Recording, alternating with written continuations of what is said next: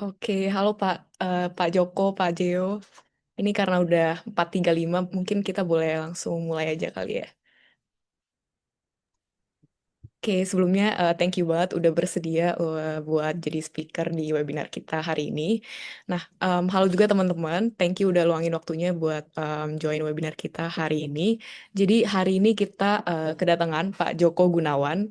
Beliau adalah Vice President Director dari MSTI dan sekaligus co-foundernya sejak tahun 1994. Jadi udah lebih dari 30 tahun ya Pak. Nah, Ya, mungkin sebelum mulai, aku mau kasih sedikit konteks dulu kenapa company-nya ini cukup menarik ya.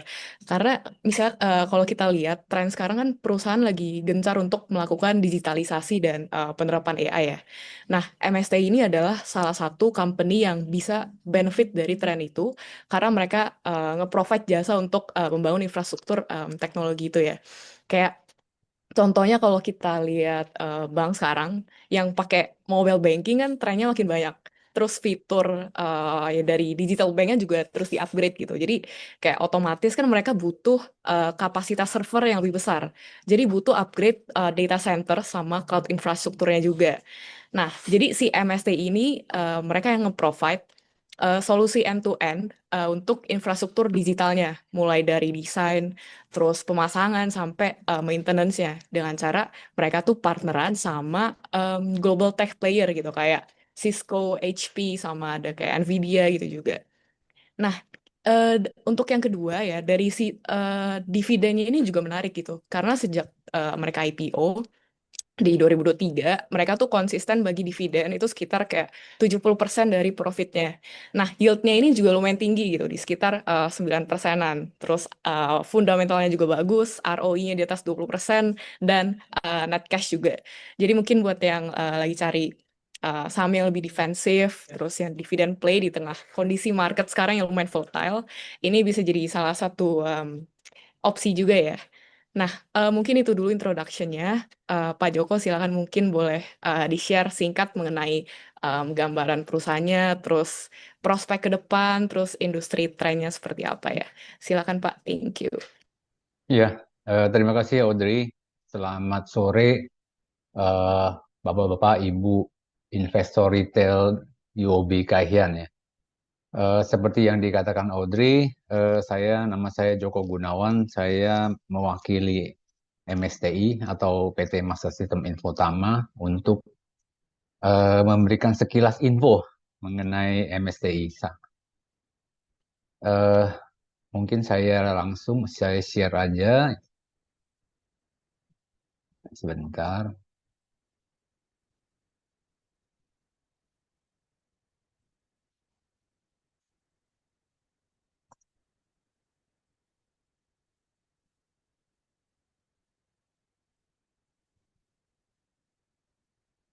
Ya, udah kelihatan ya?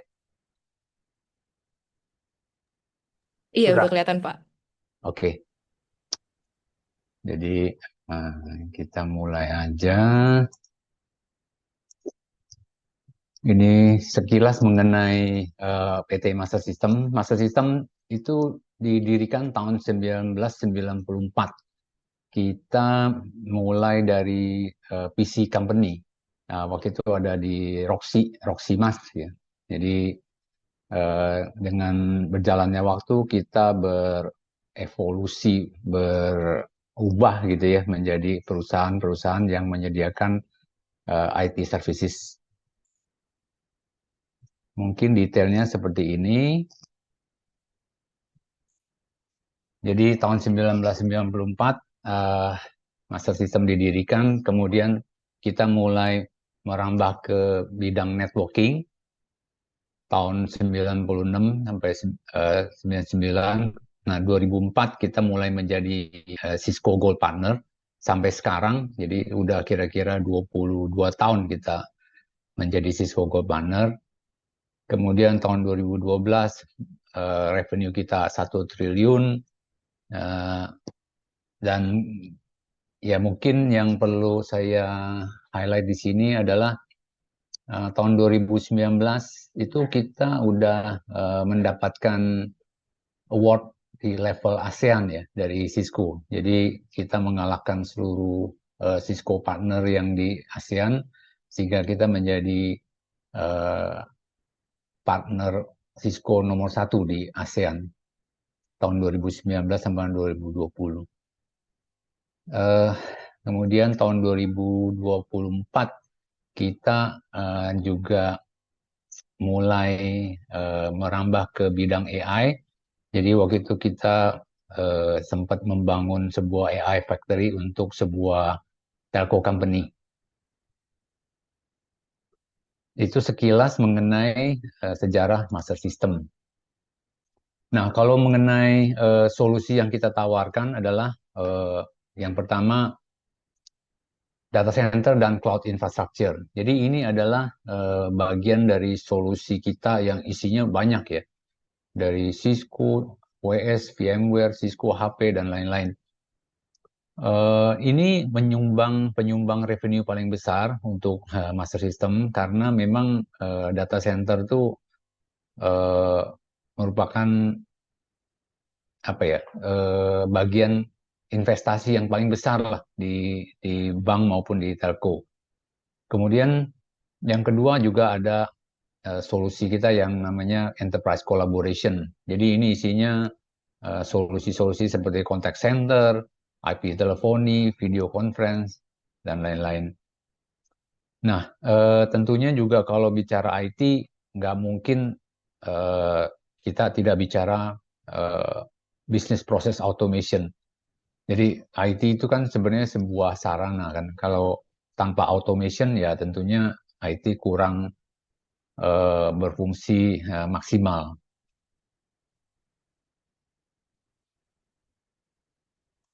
Selanjutnya, Big Data Analytics.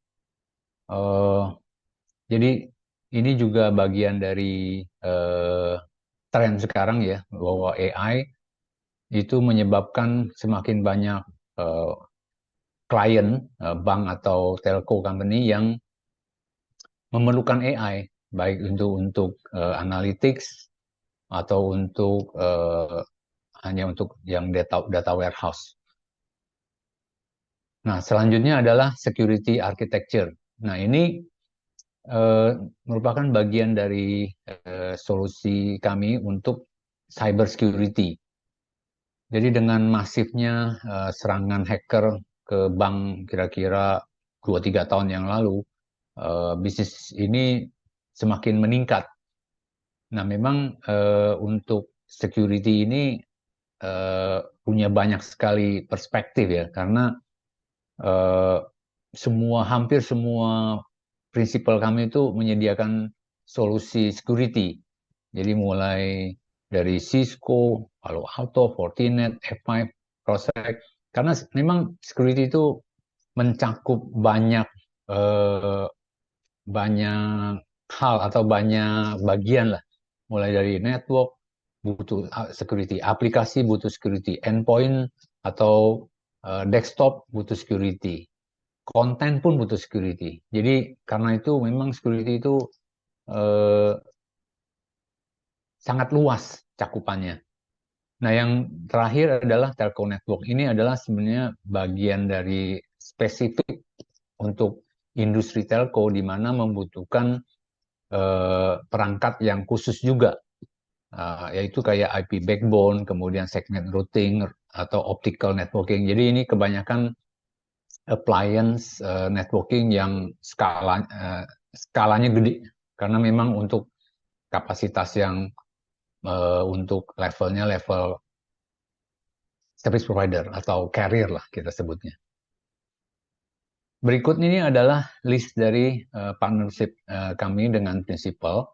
Jadi ini sebagian besar memang produk uh, dari US ya. Berikutnya ini juga memperlihatkan award-award yang pernah uh, kami terima dari prinsipal yang partner dengan Master System. Ini adalah daftar klien yang Master System miliki, kira-kira 54% dari revenue itu ada di banking, 20% itu ada di telco, dan sisanya others. Eh, Memang banking itu karena memang banking itu kan butuh IT ya, benar-benar ya, karena memang butuh sebagai core bisnisnya dia itu kan sebenarnya menyediakan layanan digital yang sifatnya real time. Karena itu menyebabkan eh, bank atau industri finansial itu memang perlu investasi di IT yang sangat besar. Tentunya yang kedua adalah telco. Telco memang bagian dari bisnisnya juga menyediakan connectivity. Connectivity berarti network. Jadi ini juga penyumbang revenue yang besar. Others, nah ini mulai dari oil and gas, kemudian manufacturing, eh, ada rumah sakit, ada IDX, ada macam-macam, ada retail juga. Memang angka 54%, 20%, 26% ini akan berubah tiap tahun karena geser-geser lah. Mungkin kalau banking 50 sampai 60, kadang-kadang telco itu 20 sampai 30, others itu bisa antara 15 sampai 30. Jadi tergantung situasi dan kondisi ekonomi. Nah, sekarang apa sih growth strateginya masa sistem ya? Jadi seperti yang sudah saya kemukakan tadi ya, kan 50%, lebih dari 50% revenue master system itu datang dari eh, banking. Dan banking ini kan adalah regulated industry ya. Jadi karena dia regulated, banyak sekali aturannya bahwa bank itu contohnya dia harus pakai barang yang ada supportnya. Nggak boleh bank itu menggunakan barang yang ya udah istilahnya obsolete ya, udah tua, udah nggak bisa disupport. Itu nggak boleh, ada aturannya. Makanya eh, kita punya business as usual, yaitu continuous upgrade dan replacement di bank itu ya bisa mensupport eh, growth kita. Dan tipikal dari project-project di bank itu juga bukan seperti kayak mereka bangun data center langsung investasi 100%. Enggak seperti itu. Jadi bank itu investasi data center itu sesuai kebutuhan atau sesuai prediksinya dia. Bahwa kalau dia prediksinya eh, tahun ini untuk melayani misalnya 1 juta transaction, ya dia akan buatnya seperti itu. Nanti kalau tahun depan naik, nah, dia akan expand, expand, expand terus sampai mungkin kapasitas di data centernya habis, berarti dia butuh data center kedua, atau data center ketiga, atau data center keempat. Atau memang karena untuk kebutuhan availability, untuk bank-bank yang skalanya besar kayak BCA, Bank Mandiri itu data centernya bisa lebih dari dua dan berjalan simultaneous pada saat yang sama ya. Jadi karena untuk mencegah yang namanya downtime. Selain itu tentunya karena kita udah 30 lebih dari 30 tahun ya. Jadi kita tuh bisa melakukan cross selling, upselling ke eh, existing klien kita.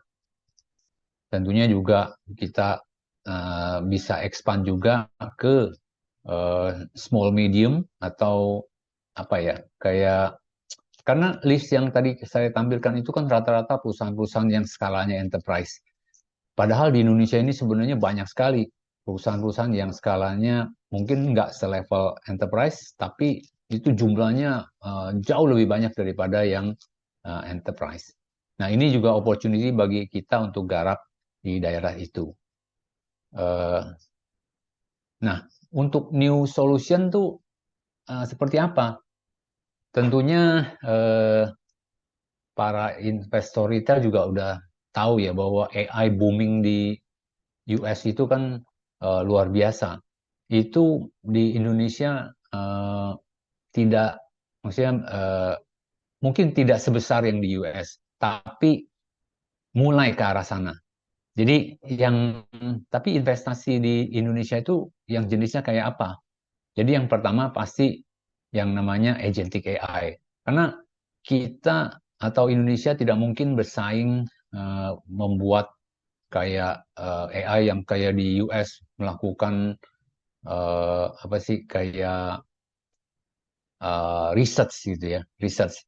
Kita lebih banyak praktikal. Jadi kita menggunakan agentic AI itu sebuah AI yang bisa menggunakan LLM yang ada untuk melakukan atau membantu productivity perusahaan lokal. Jadi agentic AI ini bisa di customize sesuai dengan kebutuhan perusahaan atau klien. Nanti tinggal kita eh, apa gunakan use case apa, misalnya dia untuk analisa fraud atau untuk apa, kita bisa lakukan itu. Nah, tentunya juga karena bank itu kan seperti yang saya katakan regulated industry ya. Salah satu aturan yang sangat ketat itu adalah data sovereignty. Jadi data itu tidak keluar dari teritori Republik Indonesia. Kalau terpaksa ya harus IJK atau BI. Nah, normalnya artinya harus karena harus.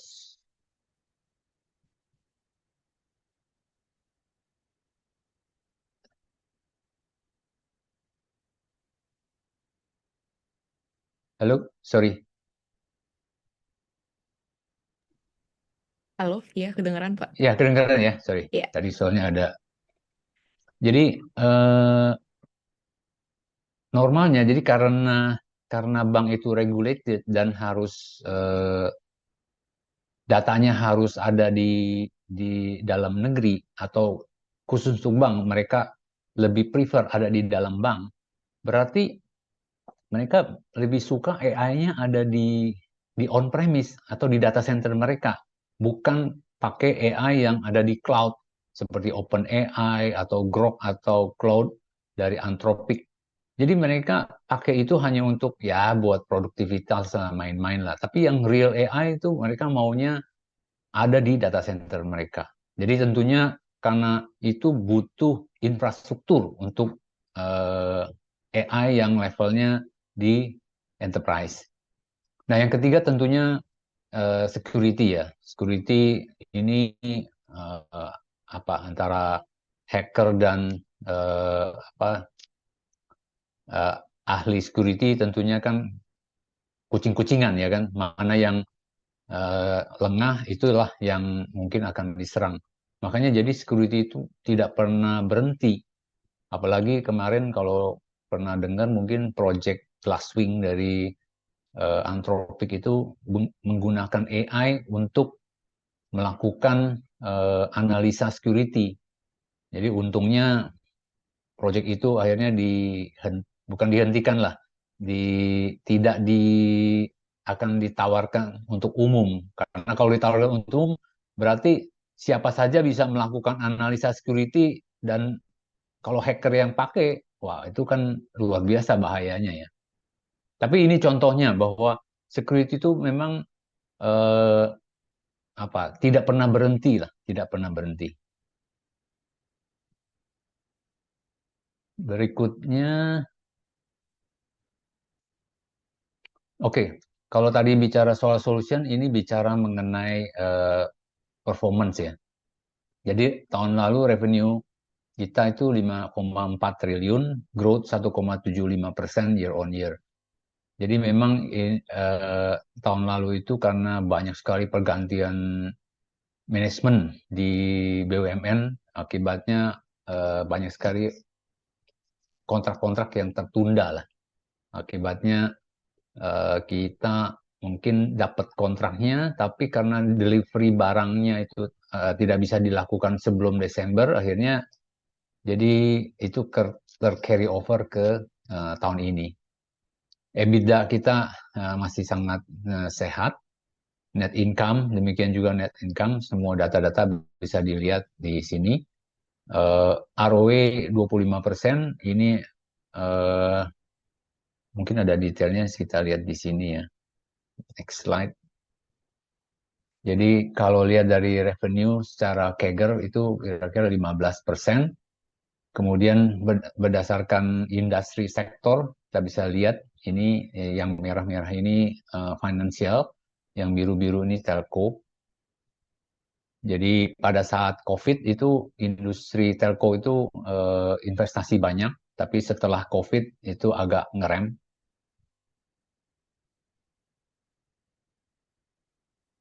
Kemudian ini berikutnya adalah mengenai EBITDA. EBITDA kita masih sangat-sangat sehat dengan net income CAGR-nya di 13,8%.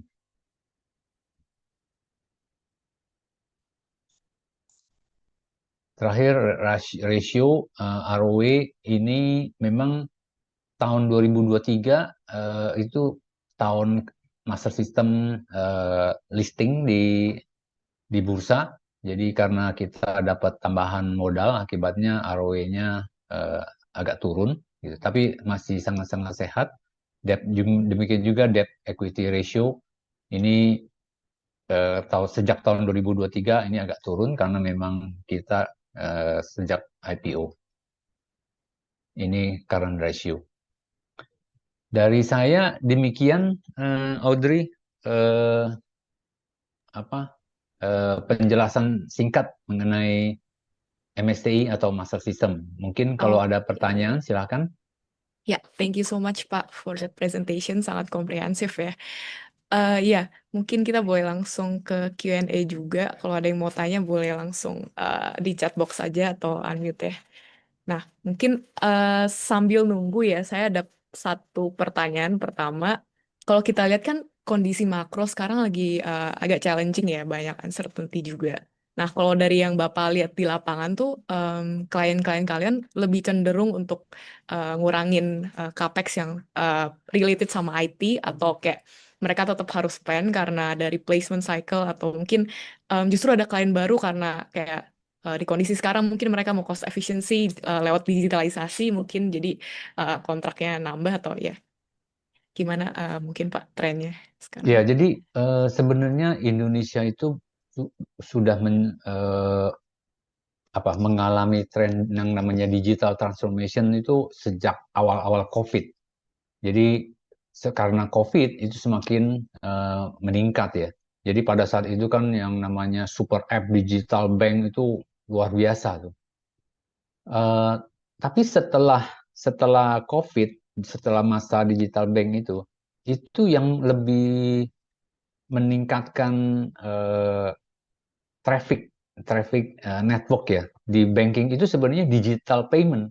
Jadi QR code, QRIS payment itu kan sebenarnya kalau kalau kita lihat kan kayak simple aja kita bayar seperti tap tap tap gitu kan. Itu kita bayar transaction transaction bayar. Tapi kalau kita lihat lagi ya, akibat dengan adanya QRIS itu ya, QR code itu kan saya juga hampir nggak pernah pegang uang cash lah. Uang cash masih ada, tapi yang nggak nggak nggak ada kembalian lagi gitu kan, karena pakai QR semua. Kalau saya lihat juga di pasar semua pakai QR gitu. Jadi jumlah transaksinya itu luar biasa. Kalau kita lihat di statistik di BI ya, itu BI bilang tuh user yang pakai itu masih kira-kira 56 juta. Padahal penduduk Indonesia 280 juta. Kalau katakan yang harusnya bisa berbanking gitu ya, itu 100 juta. Sebenarnya masih room to grow-nya masih banyak gitu. Nah, karena QR ini, kalau kita lihat hampir semua bank tuh harus punya QR. Kalau nggak ada QR, ya dianggapnya banknya ketinggalan, ya kan? Dan bank juga saling bersaing. Bagaimana menyediakan fasiliti yang atau meningkatkan pelayanan lah untuk klien-kliennya sehingga kliennya itu mau taruh duit di situ, ya kan? Nah, kalau misalnya fasilitinya berkurang, ya banknya nggak mau, maksudnya klien nggak mau taruh bank di situ. Akibatnya bank itu juga kesulitan mendapatkan pendanaan, dana pihak ketiga akan turun. Nah, bank itu akan berkompetisi, saling berkompetisi, meningkatkan layanan melalui IT-nya dia, terutama untuk pelayanan fleksibilitas dalam QR, transfer, kredit card, dan ini semuanya itu nggak bisa bank itu bilang, oh saya berhenti dulu lah, nggak mau investasi gitu.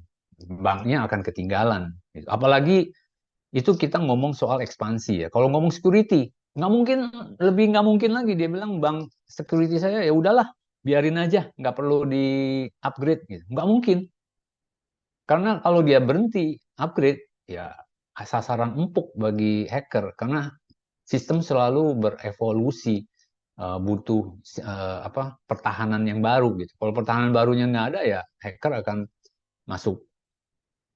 Jadi secara secara kalau saya bisa bilang ya bahwa secara kondisi ekonomi memang saat ini kurang, tidak sebagus tahun-tahun sebelumnya lah.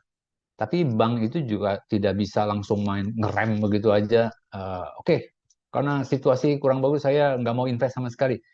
Itu tidak bisa dilakukan karena kalau dia lakukan dia akan kalah dengan kompetitornya. Itu Audrey. I see, oke Pak. Berarti kontrak yang udah di secure di tahun ini tuh masih trennya dibanding tahun lalu masih masih oke lah ya Pak, masih bertumbuh. Jadi secara kontrak memang masih bertumbuh kita. Cuma memang kita punya tantangan tersendiri di dunia IT. Sebenarnya itu tantangannya karena DRAM atau memori. Jadi di Amerika itu eh, kalau dilihat ya, dulu investasi capex-nya Microsoft tuh kira-kira 6 billion untuk dia punya research. Sekarang 180 billion. Itu buat apa?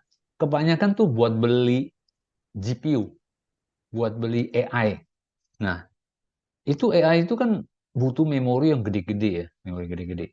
Supplier memori itu yang gede-gede itu cuma ada dua, Samsung sama South Korea Hynix. Micron mungkin lebih nomor tiga lah. Tapi dua ini udah dikontrak oleh Nvidia untuk supply HBM, High Bandwidth Memory 4, untuk pipeline 2 tahun. Ya bayangin, dari tiga company, yang dua yang gede ini udah bilang ya untuk memori-memori server itu nanti aja lah. Saya fokus ngurusin yang ini, AI ini. Ya akibatnya memori untuk server itu delivery-nya mundur-mundur. Harganya juga naik gitu. Ini mungkin challenge-nya kita ya, karena kita bisa dapat PO-nya, tapi delivery-nya itu tadinya mungkin 2-3 bulan, sekarang jadi 4-6 bulan gitu. Ini tantangan kita lah di dunia IT. Oke, I see. Menarik, Pak. Nah, tadi Bapak ada mention juga yang mengenai QRIS itu. Mungkin itu salah satu driver juga ya, ya di mana tahun lalu kan ada kontrak besar juga dari yang Bank Indonesia itu related ke QR itu juga kah? Atau ada yang lain? Iya, jadi apa? eh, Memang QR itu kan diselenggarakan oleh Bank Indonesia ya. Jadi kita kan supply infrastrukturnya. Jadi eh, membangun infrastruktur untuk bukan hanya QR dan macam-macam. Oke, oke. Nah, yang tadi untuk yang memory cost-nya kan naik ya, Pak. Naik lumayan ya, karena yang tadi AI itu. Terus kan rupiah sekarang lagi depresiasi juga ya, Pak. Nah, itu dari dua faktor itu kira-kira ya penasaran aja sih kayak how does it impact your business mungkin. Karena kan banyak procure hardware sama software itu kan dalam bentuk USD. Terus yang memory tadi ada kelangkaan juga, Pak. Iya, jadi apa, kenaikan harga ini memang apa ya? eh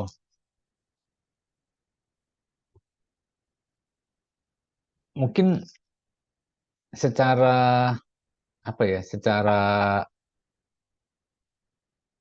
kan gini, Kalau memori itu kan naiknya banyak, tapi komponen sebuah perangkat IT itu kan bukan hanya memori, itu ada software, ada hardware, ada CPU apa segala macam. Jadi kalau komponen memorinya besar, naiknya banyak. Tapi kalau komponen memorinya kecil, naiknya dikit. Jadi so far itu memang kenaikannya untuk server itu besar, tapi yang di luar server harusnya kenaikannya nggak terlalu besar. Oke, jadi cost-nya masih manageable ya, Pak. Oke, mungkin ini udah ada pertanyaan dari chat box, pertama dari Pak Mulyono ya. Em, dari sudut pandang kalian, risiko utama bisnis dari MSTI saat ini apa? Dari teknologi baru kah atau pricing war antar integrator atau konsentrasi pelanggan dan gimana cara mitigasinya? Jadi sebenarnya kalau saya pribadi bisa bilang ya, risiko terbesar sebuah perusahaan IT sebenarnya adalah kemampuan dari staff atau dari karyawan itu eh, untuk mengabsorb teknologi baru. Jadi saya gambarnya mungkin begini ya. Kalau kita lihat teknologi mesin mobil gitu ya, itu tahun 2015 sampai sekarang mesinnya sebenarnya itu-itu aja gitu. Nggak terlalu banyak berubah. Ya kalau di IT, setahun aja itu bedanya udah jauh gitu. Jadi kalau di IT istilahnya agility. Jadi kemampuan kita beradaptasi terhadap teknologi baru. Nah, kemampuan ini yang yang sangat bahaya kalau itu pelan-pelan hilang atau kalau misalnya apa ya? Jadi akhirnya misalnya perusahaannya merasa udah paling nomor satu, kita santai aja lah kayak gitu, complacent. Nah, itu yang bahaya menurut saya.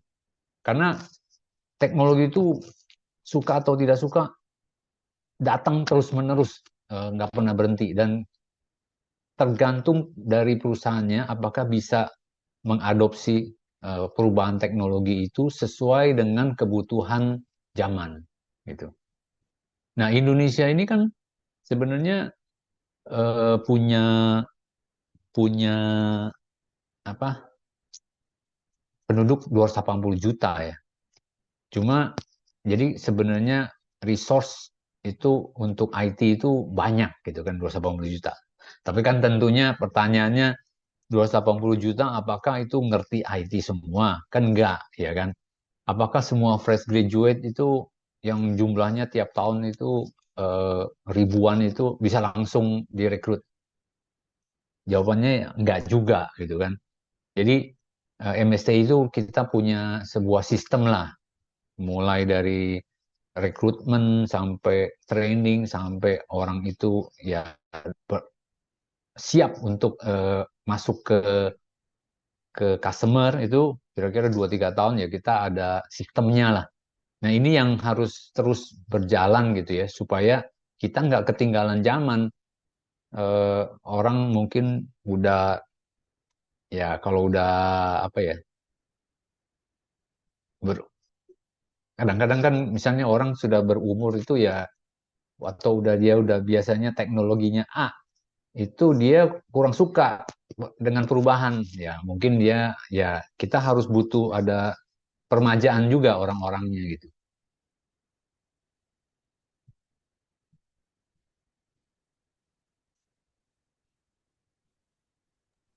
I see, oke Pak. Yang penting harus adaptif ya Pak. Adaptif. Oke, ya. Oke, ini next question ada lagi mengenai strategi MSTI untuk menghadapi booming di pembangunan data center di Indonesia saat ini apa Pak? Ya, jadi booming data center itu udah lama ya di Indonesia kan. Jadi banyak sekali bangun data center baru. Tapi data center yang dibangun itu adalah membangun facility.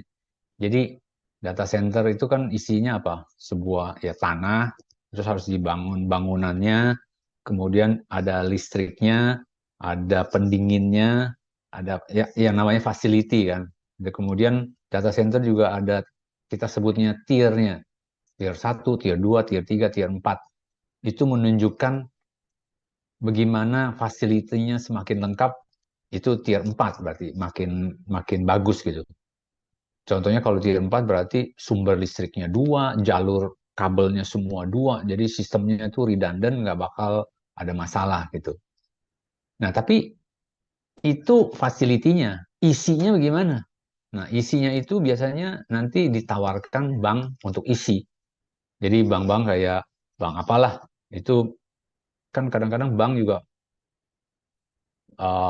dia lebih baik sewa di data center itu daripada dia bangun sendiri. Jadi kalau bank-bank menengah itu kan kalau dia mau bangun sendiri berarti dia mesti beli tanah, beli bikin bangunan, beli urusan ini. Nah, mendingan dia sewa aja dengan apa data center yang udah dibangun itu.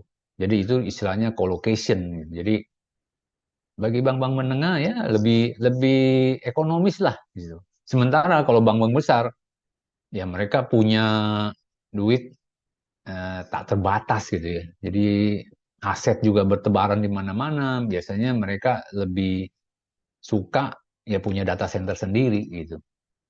Jadi sebenarnya ini eh, komplement ya pembangun data center yang ada dengan MSC ini komplement. Jadi kalau data center yang available banyak, otomatis kan pilihan bank untuk menyewa itu juga makin mudah ya kan untuk dia nambah data center pertama, data center kedua dan seterusnya. Oke, oke, noted, Pak. Ini ada pertanyaan lagi dari Pak Willy. Seperti yang Bapak bilang kan, sekarang lagi ada shortage chip, terus bikin vendornya tuh jadi lebih mahal. Nah, kalau dicek itu hardware revenue di first Q itu turun lumayan ya. Sedangkan kalau software itu naiknya juga lumayan. Nah, logikanya tuh kalau misalnya hardware itu kan butuh capex yang lebih tinggi dibandingkan dengan software. Nah, jadi apakah capex tahun ini akan menurun? Kalau misalnya iya, apakah ada rencana potensi untuk em, kenaikan free cash flow yang nantinya akan dialokasi untuk dividen payout yang lebih besar ke depannya? Mungkin gini ya, jadi eh, sejak kira-kira mungkin 3 tahun yang lalu ya, tren bahwa vendor-vendor seperti Cisco, HP, dan lain-lain itu mereka nggak mau lagi jual software itu eh, perpetual. Mereka maunya subscription. Jadi bayarnya itu tahunan gitu. Nah, selain itu mereka juga mau meningkatkan porsi softwarenya. Jadi by design itu harga softwarenya semakin naik, harga hardwarenya semakin ditekan. Jadi memang eh, hardware kelihatan harga hardware kita, revenue hardware kita turun, semakin dalam software juga meningkat. Itu by design oleh prinsipal memang memang mereka tuh lakukan seperti itu. Makanya jadi apa eh, terjadi hal-hal itu. Nah, sekarang yang dilakukan oleh Master System kita jualnya itu kebanyakan mix ya, hardware dan software. Jadi bukan pure hardware atau pure software. Kebanyakan tuh yang solusi kita itu adalah mix antara hardware dan software. Jadi eh, tren ini yang membentuk hardware turun, software naik. Nah ini kemudian ada pertanyaannya itu kan capex capex kita memang nggak besar ya karena capex kita tuh hanya dipakai untuk beli backup unit atau kalau di industri oil itu bisnisnya itu biasanya bukan capex tapi leasing. Nah karena leasing jadi kita put itu sebagai eh, capex di masa sistemnya gitu karena setelah itu kita yang leasing ke eh, oil company. Jadi apakah ada potensi kenaikan free cash flow? Ya, jadi kita akan usahakan lah, maksudnya dari kita punya net net apa net income itu gimana caranya supaya meningkat lah. Bukan dari karena hardware turun, software naik, bukan dari itu. Tapi kita usahakan peningkatan net income yang continuous lah. Oke, Pak. Nah, kalau dari sekarang kan em, rupiahnya agak melemah ya. Tadi kenaikan biayanya tuh di pass through ke klien nggak ya? Iya, jadi vendor juga itu kan mereka eh, berbisnisnya macam-macam ya. Jadi ada vendor yang mereka punya distributornya di Indonesia. Nah, kalau dia ada distributornya, kita belinya udah dalam rupiah. Jadi nggak ada masalah dengan kenaikan dolar. Tapi kalau kayak ada vendor tertentu kayak Cisco itu memang kita belinya dalam US dollar. Nah, itu yang apa kita pass through ke klien. Oke, berarti ya dari margin masih terjaga ya, Pak. Ya. Oke. Nah, Pak, kalau dilihat kan sekarang tuh kliennya masih didominasi sama bank sama telco ya. Nah, dari yang em, sektor apa yang dari industri lain tuh ada tren peningkatan nggak sih? Soalnya kayak kalau aku lihat kan perusahaan-perusahaan misalnya yang aku ketemu kayak consumer itu lagi pada melakukan digitalisasi juga gitu, Pak. Kira-kira ada kenaikan dari situ nggak ya? Atau klien baru mungkin ke depannya? Iya, jadi sebenarnya tadi saya sudah bilang ya, maksudnya selain bank itu sebenarnya potensi di retail, di apa kita sebutnya eh, small medium business gitu ya, itu sangat besar gitu. Itu yang belum belum di touch oleh masa sistem karena ya memang kita tentunya ya prioritas yang gede dulu lah yang kita garap daripada yang kecil. Tapi ini sebenarnya punya potensi yang besar juga. I see, oke Pak. Ini ada pertanyaan lagi dari chatbox. NPM hardware dan software berapa ya Pak kira-kira? Jadi ini maksudnya gross profit ya. Iya mungkin margin, gross Iya. profit margin. Jadi gross profit itu jadi gini, intinya gini. Gross profit kita kalau kita resell barang, namanya kita resell ya. Itu nggak bisa besar lah. Karena kita ada kompetisi semua segala macam. Jadi kira-kira 10%. Tapi kita punya jasa IT services. Jadi pada saat kita jual, itu berikut dengan jasanya master system. Jadi jasanya apa? Jasanya tuh implementation service, migration service, project management, maintenance, managed service, macam-macam lah tergantung kebutuhan klien gitu. Nah, mungkin service inilah yang contribute margin lebih gede. Oke, berarti yang hardware sama software mirip-mirip lah ya Pak.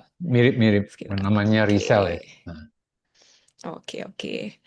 Kalau dilihat dari competition-nya di di Indonesia ya, mungkin yang paling mirip nih MTDL ya Pak. Cuman mungkin mereka ada distribute PC juga ya. iya, betul. Jadi MTDL. MTDL itu kan ada anak perusahaan namanya MII. Mungkin itu MII yang lebih mirip lah dengan MSTI.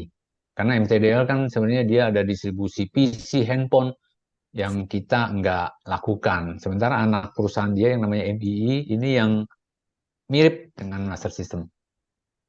I see, oke Pak. Mungkin ya saya mau nanya satu lagi nih Pak. Kalau ngomongin digitalisasi kan penerapan AI di negara lain tuh udah jauh lebih advance ya dibanding di Indonesia. Jadi ya pengen tahu aja sih kayak penerapan AI di Indo tuh udah sejauh mana sih dan kayak potensinya tuh masih sebesar apa gitu. Ya, jadi eh, sebenarnya kan AI di dunia paling paling maju ya US sama China lah. Mungkin nomor tiga nanti akan Korea ya. Nah, kalau di Indonesia gimana? Jadi kalau kita ketemu CIO ya, itu mereka semua ini AI-nya, saya mau AI. Tapi AI-nya AI yang mau dipakai untuk apa, ya kan? Jadi AI-nya itu use case-nya itu memang masih belum belum clear ya, masih masih belum benar-benar istilahnya itu belum nendang lah kalau bahasa Indonesia, bahasa gaulnya gitu, belum nendang lah.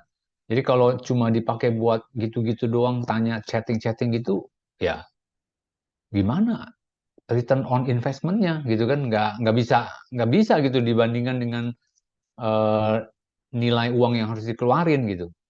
Jadi pelan-pelan akhirnya AI itu kan berevolusi.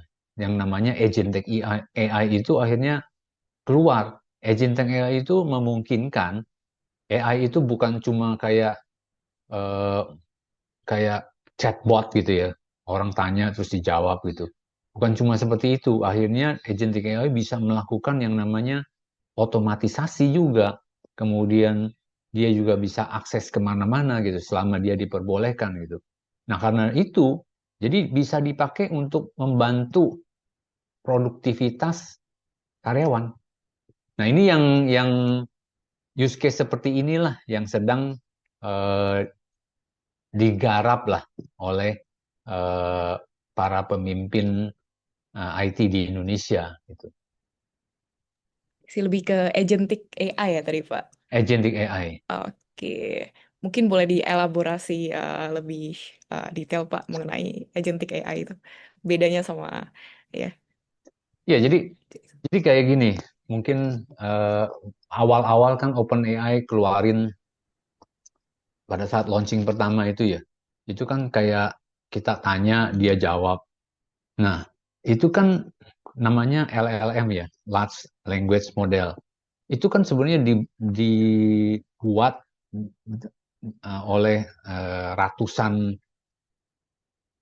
apa sih eh, korelasi ya, ratusan korelasi suku kata gitu ya. Jadi akhirnya dia mengerti kalau kita tanya ini, dia jawab ini. Tapi itu dia tanyanya spesifik mengenai pengetahuan umum gitu. Kalau misalnya kita tanya nih, itu AI, tolong master system nih si siapa nih, si Anu itu performanya gimana? Ya dia nggak tahu karena dia nggak punya datanya, nggak punya data si Anu itu bagaimana performanya, dia nggak bisa tahu gitu. Dia tapi kalau ditanya kemarin Donald Trump jalan kemana gitu, nah dia tahu karena itu pengetahuan umum. Jadi kalau pengetahuan khusus yang berhubungan dengan kondisi tertentu, itu AI itu perlu dibantu yang namanya agentic AI. Jadi agentic AI ini akan bisa mengakses data-data yang kita kasih.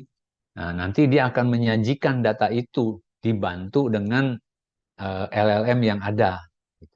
Jadi LLM-nya bukan sama sekali dihilangkan, tetap ada, tapi menggunakan agentic AI, nanti akhirnya dia bisa menyajikan kayak informasi yang spesifik mengenai, misalnya kita mau apa nih, mau kan datanya, data MSTI itu kan ada yang kita publish, tapi ada yang di internal kan. Di internal itu kan kita tidak mungkin publish, kita tidak mau publish ya kan. Nah, tapi kalau mau supaya AI-nya bisa bantu gimana? Ya harus dikasih akses. Kasih aksesnya melalui yang namanya agentic AI ini. Agentic AI ini kita bisa bentuk, lalu cuma boleh akses ini. Nanti kalau ada yang mau tanya ini, ya dijawablah berdasarkan data-data ini. Jadi kurang lebih itu penjelasan umumnya seperti itu, gitu ya. Kalau penjelasan teknisnya, ya mungkin nanti aja deh. Ya udah very clear sih Pak. Mm-mm. Mungkin boleh satu pertanyaan lagi kalau dari teman-teman ada yang masih mau tanya. Ya, di sini ada Pak Sebastian juga, our Head of Equity, terus ada Pak Willy juga, our Head of Research, terus ada Pak Maskun, Pak Henry dari our Retail and Technical Analyst juga. Kalau misalnya mau tanya, silakan.